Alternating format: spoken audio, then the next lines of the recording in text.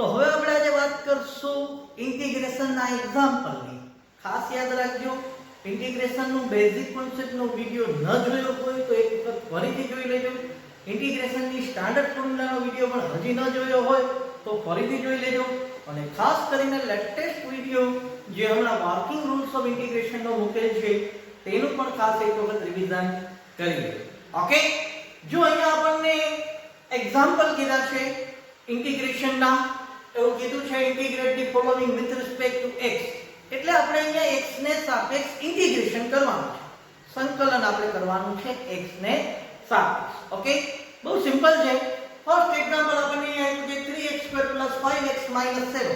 આ એક ફંક્શન છે, આપણને એમ કીધું છે ત્યાંનું x ને સાપેક્ષ સંકલન કરો, ઇન્ટિગ્રેશન કરો વિથ રિસ્પેક્ટ ટુ x. તો આને હું પહેલા ઇન્ટિગ્રેશનના ફોર્મેટમાં લખી નાખું.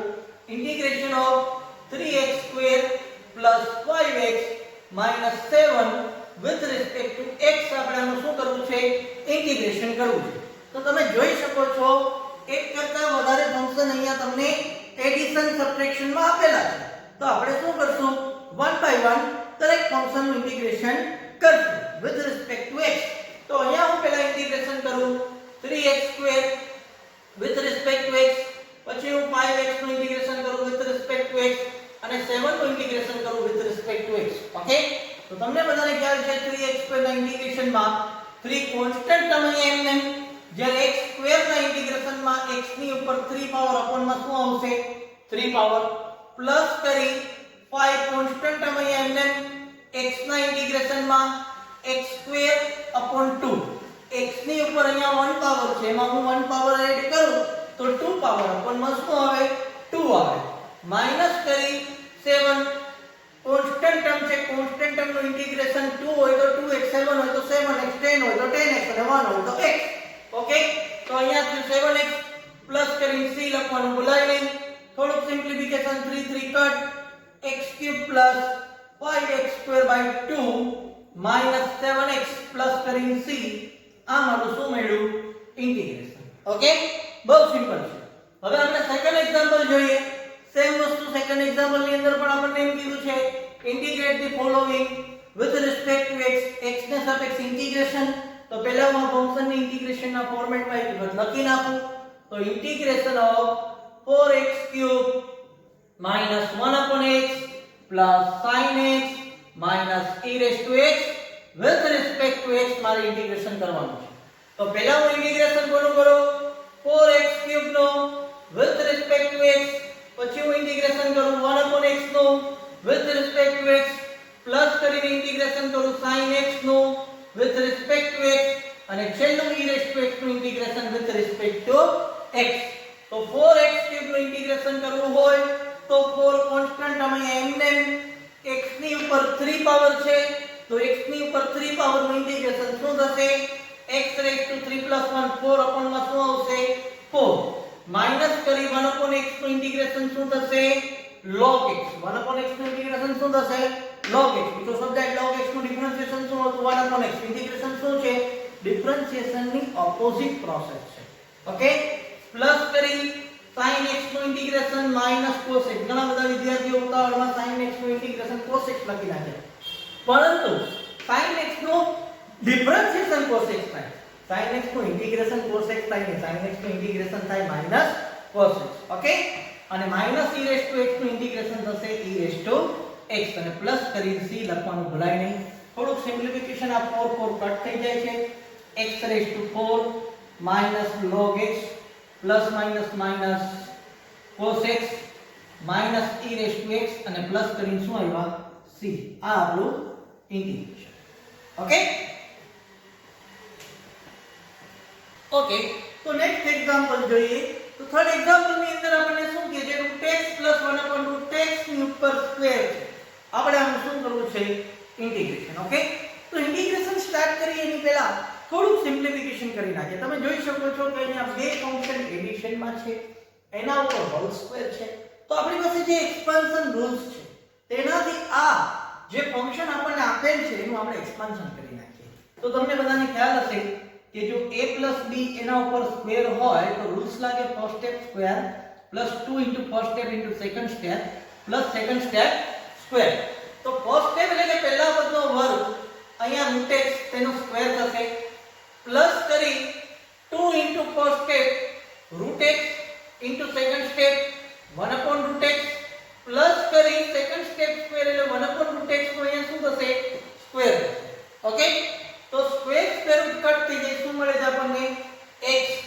રૂટ x કટ થઈ જાય છે 2 into 1 આપણને શું મળે છે 2 મળે છે. 1 નો સ્ક્વેર 1 થશે, રૂટ x નો સ્ક્વેર શું થશે x. ઓકે, તો આ આપણું શું થયું ફંક્શન. હવે આપણે આનું શું કરીએ ઇન્ટિગ્રેશન.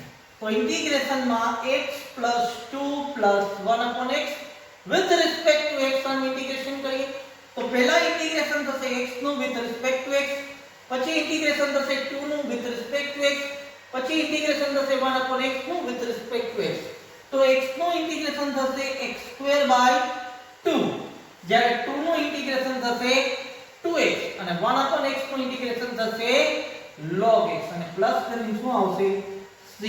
તો આ આપણું શું થયું ઇન્ટિગ્રેશન. તમે જોઈ શકો છો root x plus 1 upon root x ની ઉપર હોલ સ્ક્વેર છે. ડાયરેક્ટ ઇન્ટિગ્રેશન ન કરી શકીએ કારણ કે બે ફંક્શન ઉપર સ્ક્વેર છે. જો આ સ્ક્વેર ન હોત તો રૂટ x અને 1 upon root x નું શું કરી નાખત ઇન્ટિગ્રેશન કરી નાખત. ઓકે, હવે આપણે અહીંયા x² + x - 2 upon x - 1 ખાસ ધ્યાન આપજો. બે ફંક્શન અહીંયા આપણને ડિવિઝનમાં આપ્યા છે. ઇન્ટિગ્રેશન ની અંદર કોઈ એવો વર્કિંગ રૂલ્સ નથી કે બે ફંક્શન ડિવિઝનમાં હોય તો એનું ઇન્ટિગ્રેશન કઈ રીતે કરવું.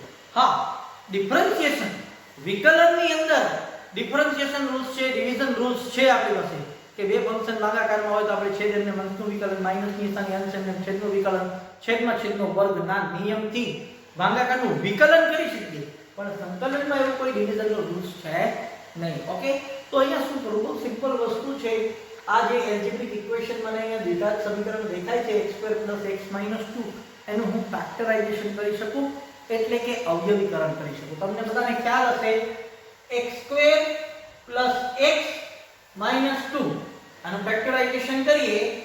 x² x ની બાજુમાં કાઈ નથી તો 1 1 ના બે ભાગ પડીએ 2 - 1 1 અને 2 * 1 શું થાય છે 2 into આ x અહીંયા એમને -2 બે વેક્ટર આપણને મળશે અહીંયા x x 2 ને 1 plus plus plus plus minus શું થયું માઈનસ. તો મેં અહીંયા જે ડિનોમિનેટર અંશમાં મને જે ઇક્વેશન આપ્યું હતું તેનું મેં ફેક્ટરાઇઝેશન કરી નાખ્યું. તો આ બે ફેક્ટરને હું અહીંયા મૂકું x + 2 into x - 1 upon my x - 1 અહીંયા એમને. તો તમે જોઈ શકો છો x - 1 x - 1 કટ થઈ ગયા. હવે આપણી પાસે ખાલી શું હોય તો x + 2. તો આનું ઇન્ટિગ્રેશન કરી નાખીએ. x + 2 નું integration with respect to x. તો x નું ઇન્ટિગ્રેશન થશે, પહેલા x નું ઇન્ટિગ્રેશન થશે વિથ રિસ્પેક્ટ ટુ x, પછી 2 નું ઇન્ટિગ્રેશન થશે વિથ રિસ્પેક્ટ ટુ x. તો x નું ઇન્ટિગ્રેશન શું થશે x²/2, જ્યારે 2 નું ઇન્ટિગ્રેશન થશે 2x અને ઇન્ટિગ્રેશન પૂરું થાય એટલે પ્લસમાં c લખવાનું ભૂલાય નહીં. ઓકે, બહુ સિમ્પલ છે. ઓકે, તો હવે આપણે નેક્સ્ટ એક્ઝામ્પલ જોઈએ. અહીંયા આપણને x⁴ + x² + 1 upon x² + 1 આપ્યું છે. ઇન્ટિગ્રેશન કરવાનું છે with respect to x. Again repeat, જેવી રીતે આગળના દાખલાઓની અંદર આપણે જોયું કે કોઈ બે ફંક્શન ડિવિઝનમાં હોય તો એનું ઇન્ટિગ્રેશન કરી શકતો નથી, મારે એનું સિમ્પ્લિફિકેશન કરવું પડે. તો હવે અહીંયા આપણે સિમ્પ્લિફિકેશન કરીએ તો x⁴ + x² + 1 upon x² + 1 છે. તો હું અહીંયા આ x⁴ + x² અને આ પ્લસ કરીને 1 આ બે ટર્મને બે ફંક્શનને અલગ કરી દો અને આ બે ફંક્શનને અલગ અલગ છેદ આપી દો એટલે આના છેદમાં x² + 1 જ્યારે આના છેદમાં પણ x² + 1. ઓકે, તો હવે તમે જુઓ કે આ બે ફંક્શન જે બે વેલ્યુ છે તેમાંથી x² ને હું કોમન કાઢું તો x² + 1 બચશે upon માં x² + 1 છે +1 upon x² + 1. ખાસ ધ્યાન રાખજો આ x⁴ + x² માંથી ને x² ને કોમન કાઢ્યું છે એટલે x² વધશે અહીંયા જ્યારે અહીંયા 1 વધશે. તો x² + 1 x² + 1 કટ થઈ ગયા. હવે આપણને શું મળ્યું અહીંયા x² + 1 upon x² + 1. તો હવે મારે આનું ઇન્ટિગ્રેશન કરવું છે તો અહીંયા ઇન્ટિગ્રેશનમાં x² + 1 upon x² + 1 નું integration with respect to x. તો પહેલા ઇન્ટિગ્રેશન થશે x² નો વિથ રિસ્પેક્ટ ટુ x, પછી ઇન્ટિગ્રેશન થશે 1/x² + 1 નો વિથ રિસ્પેક્ટ ટુ x. તો x² નું ઇન્ટિગ્રેશન x³/3, x² નું ઇન્ટિગ્રેશન x³/3 અને 1/x² + 1 આવે તો તમને બધાને ખ્યાલ હશે આ કોનું ઇન્ટિગ્રેશન છે, tan ઇન્વર્સ x નું ઇન્ટિગ્રેશન શું થાય, tan ઇન્વર્સ x અને પ્લસ કરીને શું આવશે c. તો આ આપણું શું થયું, ઇન્ટિગ્રેશન. ઓકે, બહુ સિમ્પલ હતું.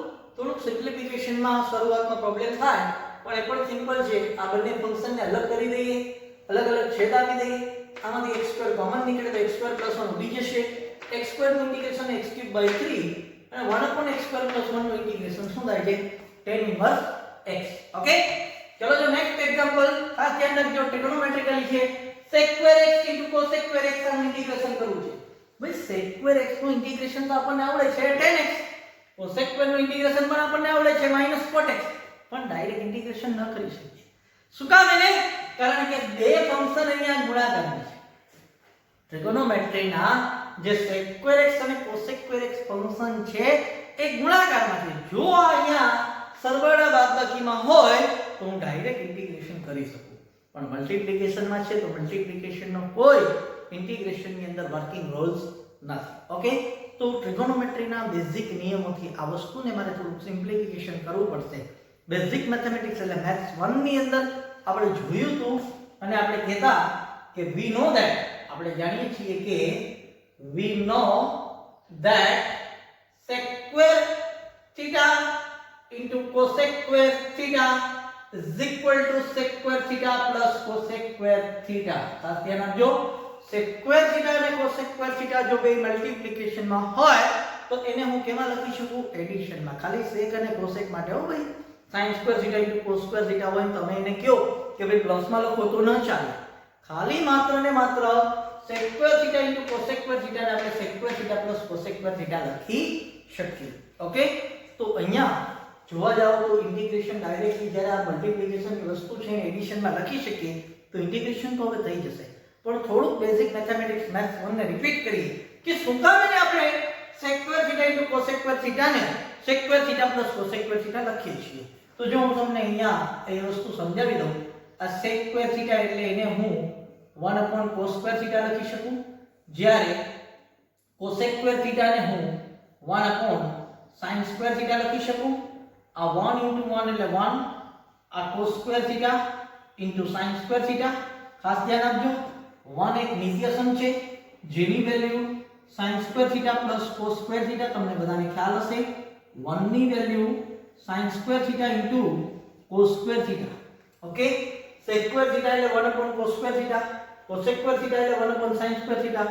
1 into 1 cos² into sin², 1 ની value sin² theta plus cos² theta. Okay, હવે હું આને અલગ અલગ ડિનોમિનેટર આપી દઉં એટલે કે આ sin² theta એના છેદમાં cos² theta into sin² theta plus કરી cos² theta upon cos² theta into sin² theta. તો તમે જોઈ શકો છો sin² theta cut, cos² theta cut, 1/cos² theta એટલે એને હું sec² theta લખી શકું, 1/sin² theta એટલે એને હું cosec² theta લખી શકું. એટલે આપણે કહી શકીએ કે જો sec² અને cosec² મલ્ટીપ્લિકેશનમાં હોય, ગુણાકારમાં હોય તો એને હું એડિશન એટલે કે સરવાળામાં લખી શકું છું. ઓકે, તો આ વસ્તુ તો સિમ્પ્લિફિકેશન ખાલી સમજવાનું થયું, હજુ ઇન્ટિગ્રેશન બાકી છે. તો અહીંયા હવે આ વસ્તુ તમને સમજાઈ ગઈ હશે જેને હું રિમૂવ કરી નાખું છું અને અહીંયા જે આ બે ફંક્શન મલ્ટીપ્લિકેશનમાં આપ્યા છે જેને હું એડિશનમાં કન્વર્ટ કરી નાખું એટલે કે આને હું sec² x plus cosec² x લખી શકું છું અને આનું ઇન્ટિગ્રેશન કરીએ. Integration of sec² x plus cosec² x with respect to x. તો પહેલા ઇન્ટિગ્રેશન કોનું થશે, sec² x નું with respect to x. પછી ઇન્ટિગ્રેશન કોનું થશે, cosec² x નું with respect to x. તો sec² x નું ઇન્ટિગ્રેશન tan x, cosec² નું ઇન્ટિગ્રેશન -cot x. ઇન્ટિગ્રેશન થઈ જાય એટલે પ્લસમાં c લખવાનું ભૂલાય નહીં. થોડું simplification, tan x plus minus minus cot x plus c. આ આપણું શું થયું, ઇન્ટિગ્રેશન. ઓકે, ઓકે, તો નેક્સ્ટ એક્ઝામ્પલ જોઈએ. અહીંયા આપણને એવું કીધું છે 1/9 + 4x² નું ઇન્ટિગ્રેશન કરો with respect to x. Division rules આપણી પાસે છે નહીં, પણ અહીંયા આ રકમ જોઈને મને એવું લાગે છે 1/9 + 4x². આપણી પાસે એક ઇક્વેશન હતું, સ્ટાન્ડર્ડ ફોર્મ્યુલા 1/x² + a² હોય તો આનું ઇન્ટિગ્રેશન હોય તો 1/a * tan 1 x/a. 1/a * tan 1 x/a. આ ફોર્મ્યુલા કદાચ આમાં એપ્લાય કરી શકીએ, પણ એની પહેલા તમે જુઓ અહીંયા x² છે ને અહીંયા શું છે 4x². તો આ 4x² માંથી 4 ને આપણે શું કરવા છે, કાઢી નાખવા છે. શું કરવા છે, આપણે કાઢી નાખવા છે. ઓકે, તો હું શું કરું અહીંયા થોડું સિમ્પ્લિફિકેશન, 1/9 + 4x² માંથી 4 ને કોમન કાઢો એટલે 9/4 પ્લસ આ શું થયું x². હવે હું અહીંયા આ 1/4x² ને હું આગળ લખું, 9/4 ને હું 3/2 હોલ સ્ક્વેર લખું. આ 9/4 ને હું 3/2 હોલ સ્ક્વેર લખીશ. તો હવે હું અહીંયા ઇન્ટિગ્રેશન સ્ટાર્ટ કરું તો આ 1/4 કોન્સ્ટન્ટ ટર્મ અહીંયા આવે. જ્યારે આનું ઇન્ટિગ્રેશન થાય 1/x² + a² રૂલ્સ મુજબ 1/a. what is the value of the a? 3/2. તો અહીંયા 1/a ની વેલ્યુ શું છે 3/2 into tan 1 x/a. જ્યારે a ની વેલ્યુ શું છે 3/2. તો જો આ 2 2 જા 4 અને 2 3 જા હું 6 કરી શકું. tan 1 2 ઉપર વહી જાય 2x/3 પ્લસ કરીને c. આ આપણું શું થયું ઇન્ટિગ્રેશન. ઓકે, બહુ સિમ્પલ હતું. આ ફોર્મ્યુલા લગાડવા માટે આ x² માંથી 4 ને રિમૂવ કરવા હતા, તો 4 ને મેં કોમન કાઢી લીધા. તો અહીંયા 9/4 ને x². હવે હું આને x² + 9/4 એ લખી શકું. 9/4 એટલે કે 3/2 નો હોલ સ્ક્વેર. રૂલ્સ મુજબ 1/a ની value 3/2 into tan 1 x/a. a ની વેલ્યુ 3/2 છેદનો છેદ અંશમાં જાય એટલે 2x/3. જ્યારે અહીંયા 2 2 જા 4 એટલે 2 3 જા 6. 1/6 into tan 1 2x/3 પ્લસ કરીને શું મળ્યું આપણને c. ઓકે, બહુ સિમ્પલ છે. અને એક સમ ઇન્ટિગ્રેશન માં તમને આપું છું, કરજો ખાસ. x² + 5x + 6 upon x + 2 with respect to x આનું ઇન્ટિગ્રેશન કરવાનું છે. x² + 5x + 6 upon x + 2 નું ઇન્ટિગ્રેશન કરવાનું છે. તમને ખ્યાલ આવી ગયો હશે. x² + 5x + 6 નું ફેક્ટરાઇઝેશન અવયવીકરણ કરું, બરાબર, અને x + 2 x + 2 કટ થશે, x + 3 વધશે, એનું ઇન્ટિગ્રેશન કરી નાખજો. અને શું જવાબ આવે છે આ ઇન્ટિગ્રેશનનો એ કમેન્ટમાં મૂકવાનું ભૂલતા નહીં. Okay, thank you.